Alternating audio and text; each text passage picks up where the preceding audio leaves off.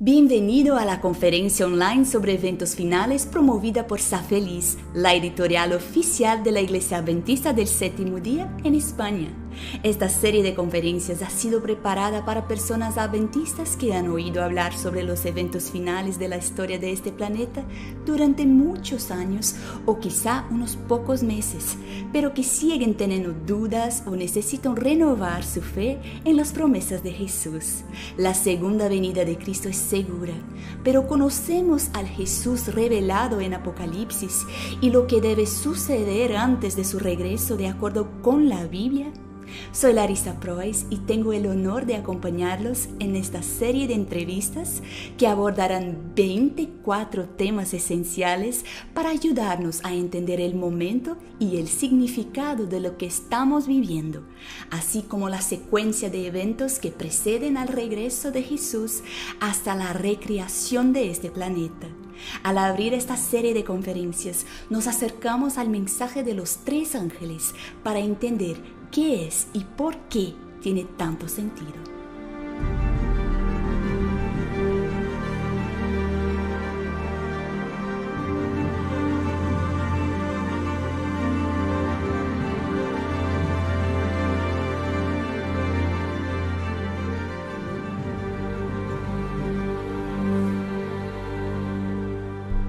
Descrito en Apocalipsis 14, el mensaje de los tres ángeles se encuentra en el centro de la misión a la que han sido llamados los adventistas del séptimo día. Pero, ¿cuál es la esencia de estos textos que muchos de nosotros incluso conocemos de memoria? Están en el ADN adventista, pero ¿cómo dan forma a nuestra identidad como comunidad religiosa? El Dr. Jacques Doukhan, doctor en teología, autor y profesor eméritos del Seminario Adventista de la Universidad Andrews, es nuestro primer entrevistado. Muchas gracias, Dr. Doukhan, por estar con nosotros. Doctor, ¿por qué es tan importante el mensaje de los tres ángeles?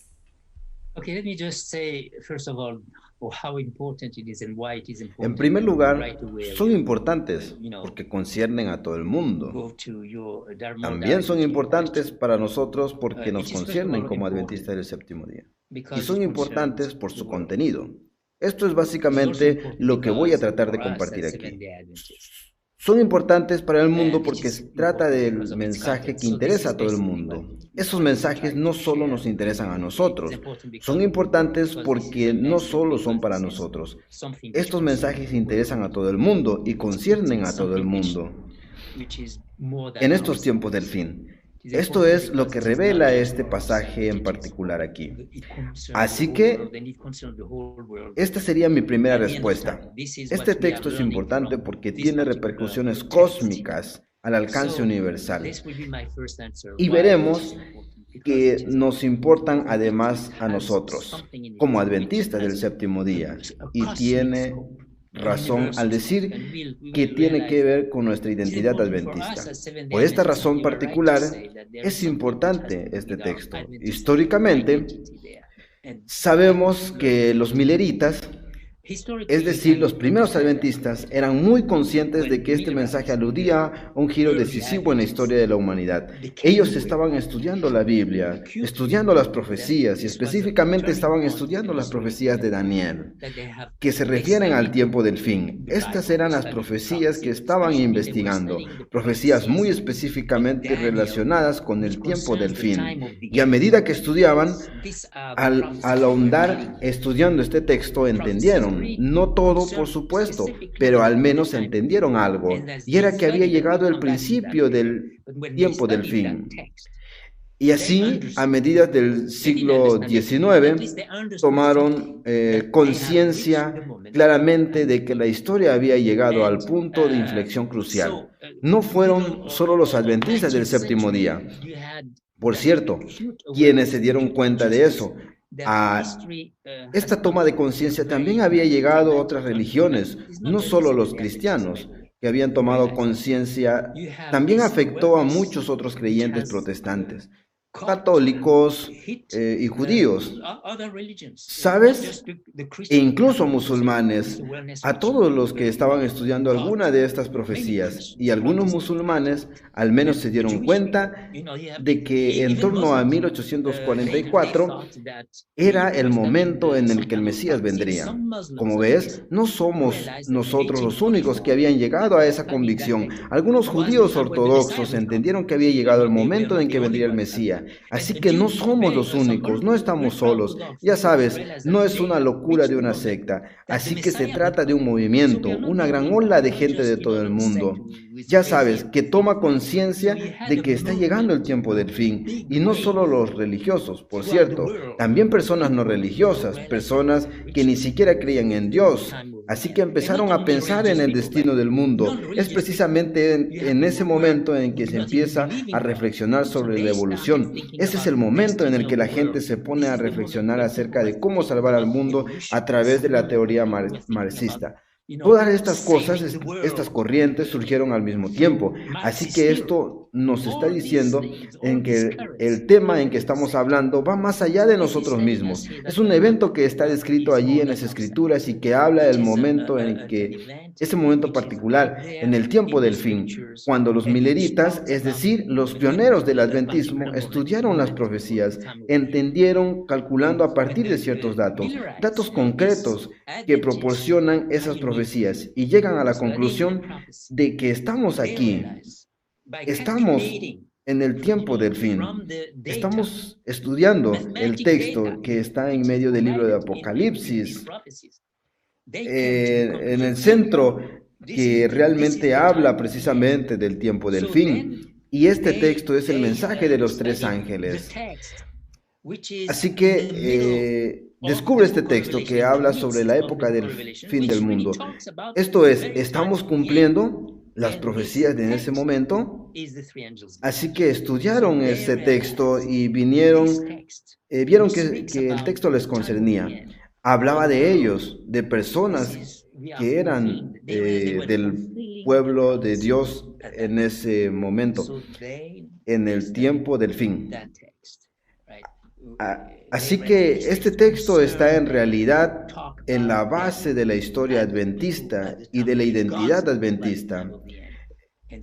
Eso lo descubrimos debido al contenido de este texto en particular, que se encuentra en el libro de Apocalipsis, capítulo 14, exactamente en el centro del libro de Apocalipsis. Ahí está el texto.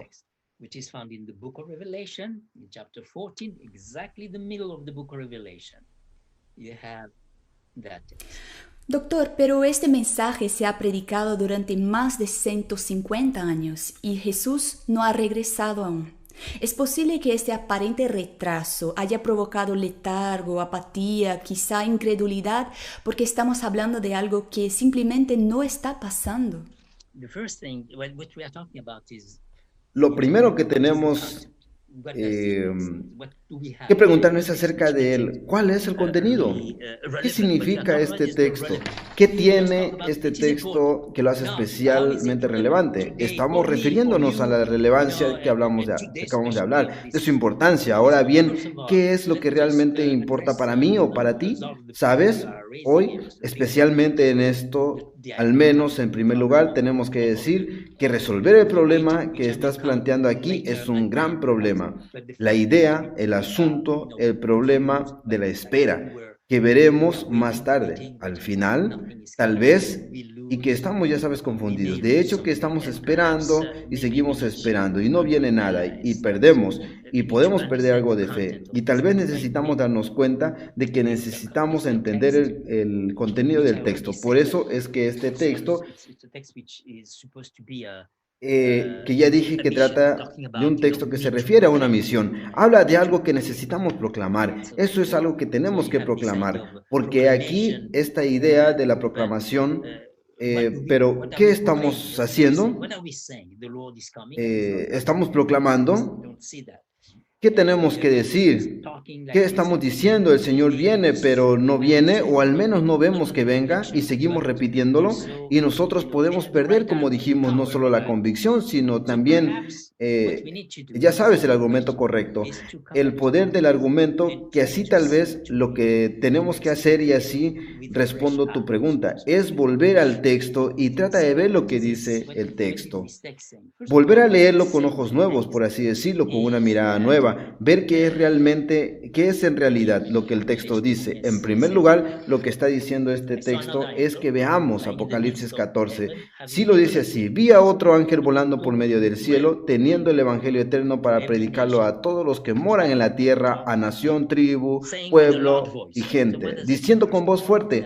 Entonces, ¿qué significa esto en primer lugar? Eso es lo que tal vez necesitamos saber para tomar conciencia de ellos, porque si no tenemos claro, pues perdemos de vista la importancia del mensaje, y se supone que debemos llevar al mundo, ya que tendrá que llegar a todo el mundo, no solo a algunos pocos perdidos en alguna parte, no solo a personas que naturalmente religiosas, no solo a la gente del mundo occidental, un mundo que puede entender la Biblia, pero aquí a cada nación, tribu, lengua y pueblo, y ese ángel va en medio del cielo, lo que significa que el mensaje que llevamos al mundo no es universal, si no se dirige a todo el mundo, literalmente. Si no es relevante, esto es lo que implica tu pregunta, entonces no es importante. Y lo que nos falta muy a menudo, y aquí tocamos tal vez un nervio muy sensible, es que estamos predicando algo importante con palabras que no son relevantes. Y eso mata su importancia. A veces tengo la impresión de que vivimos en una burbuja y de que hablamos con nosotros mismos, doctor. Muchos ni siquiera tienen relación de amistad con personas que no pertenecen a la Iglesia Adventista. Por lo tanto, si no conocemos las necesidades reales de la gente, ¿es posible hacer con que estos mensajes sean relevantes? ¿Cómo pueden llegar estos mensajes de alerta de vida o muerte al corazón de las personas? Tuve un amigo hace muchos años que era un muy buen adventista. Estaba trabajando en una oficina de correos y una mañana vino a mí y me dijo: ¿sabes? Cada vez que llega un nuevo empleado a la oficina de correos le digo todo, desde el sábado hasta 1844. Así que después de eso yo ya hice mi parte y yo no soy más responsable. Así que le dije: ¿cómo que ya no eres responsable de él? Si lo mataste con todo eso. ¿Sabes? En otras palabras, este hombre no lograba comunicarse con las personas, no trabajaba con ellas, no se ponía a su lado, no llegaba hasta ellos. Por lo tanto, creo que el problema es que el hombre no vivía en una celda, vive encerrado en el mundo, una burbuja, no vive realmente con la gente. Tenemos que aprender básicamente eso. Sí, tenemos que aprender a vivir con otros, tenemos que aprender a salir de nuestro pequeño círculo. Un cierto modo, quiero decir, para responder tu pregunta, cuando leo el texto, no creo que los adventistas son los únicos que van a cumplir la misión. No tenemos que alcanzar a todas las tribus, todas las lenguas. Tenemos que ir más allá, ya que puede ocurrir a veces en algunos casos que el mensaje de los tres ángeles sea proclamado por alguien que no cree ni siquiera en Dios. Eso es realmente chocante, ¿verdad? Alguien que quizás le falte algo, pero está en ello, es alguien que no miente, alguien muy ético, muy justo, puede descansar o no descansar el sábado, quizás, pero lo que hace es correcto. Seguro que aunque no cree en Dios, así hay algo muy esencial que le falta, por supuesto, porque hay personas que creen en Dios, que tienen la fe en Dios, pero mienten, son hipócritas. No son dignos de confianza, no temen a Dios, no temen a Dios. Y no lo adoras, puedes hablar sobre el juicio, puedes hablar sobre la creación, pero no van a creerte. De modo de que la mejor manera, la manera de proclamar el juicio y la creación es el primer lugar. aprender a temer a Dios. Es la respuesta al juicio y aprender a adorar a Dios. Es la respuesta de la creación. Y ahí, en estos dos componentes, tienes un programa donde no creo. Lamento decirlo que realmente hayamos ido muy lejos. No lo hemos hecho, pero el pueblo adventista no estoy seguro de que hayamos aprendido realmente a temer a Dios. Sabemos que el sábado es el séptimo día, conocemos los 10 mandamientos y así sucesivamente. Estamos informados sobre eso, pero lo vivimos. Sabemos realmente lo que es el temor a Dios. Sabemos que no debemos matar, sabemos que no debemos robar, pero ¿tenemos realmente a Dios? ¿Tenemos conciencia de que Dios es invisible en nuestra vida cotidiana en la iglesia? Esto es lo que tenemos que hacer. Tengo la sensación de que en lugar de un mensaje de dependencia total de Dios, por desgracia invertimos el enfoque a algo como es Dios quien depende de nosotros para llevar a cabo su obra de salvación. Hemos deformado en realidad el mensaje de depender de Dios. El único que merece adoración en un mensaje de hacer cosas por Dios. ¿Sabes de dónde viene ese enfoque? Ese es el enfoque de Babilonia. Eso es Babilonia. Hacer cosas por nosotros mismos para llegar arriba. Cuando en realidad la Biblia dice que Dios baja hasta nosotros. Nosotros intentamos subir y nos imaginamos que con nuestro esfuerzo vamos a conseguirlo y llegar al cielo. ¿Sabes qué va a pasarnos? Lo mismo que la historia de Torre de Babel. Querían llegar a la puerta de Dios. Subieron y construyeron y en la última instancia fue Dios quien bajó, ya sabes, tan alto como ha de ir hacia arriba hasta Dios. Es lo que tiene que bajar. Así que no se puede llegar arriba por uno mismo. Todos somos dependientes. Una vez que tenemos eso, entendemos. Paradójicamente, una verdad que tiene que ver con nuestra libertad, serás tú mismo. Te convertirás realmente cuando seas dependiente al Dios creador.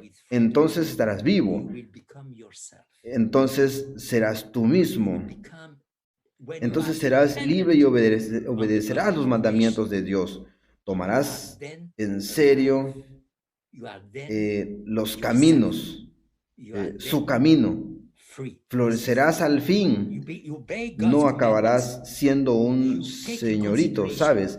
Sino que terminarás floreciendo y llegando a ser realmente tú mismo. Serás libre y feliz. Bueno, pues eso es, lo digo de nuevo, y tal vez, no sé si quizás llegó la hora de la conclusión, pero sabes, lo que es más interesante aquí, lo que podría decir para concluir es que tenemos una bendición en el texto. Esto es muy significativo, ya que contiene todo lo que estamos intentando decir aquí, lo que estamos tratando de decir. Entonces nosotros aquí, lo dice aquí en el versículo 13, bienaventurados los muertos que mueren en el Señor a partir de ahora. Sí, dice el Espíritu, porque descansan sus trabajos. Benditos son los que descansan. Es interesante que en Daniel, al final del libro de Daniel, en el último versículo, tenemos una bendición también. Bienaventurado el que espera. Bendito significa feliz. Esto es la expresión de que Jesús utilizó en las bienaventuranzas. También tenemos bendiciones en este libro de los Salmos. Benditos, bienaventurados los que simplemente descansan. Bienaventurado es en realidad incluso quien muere.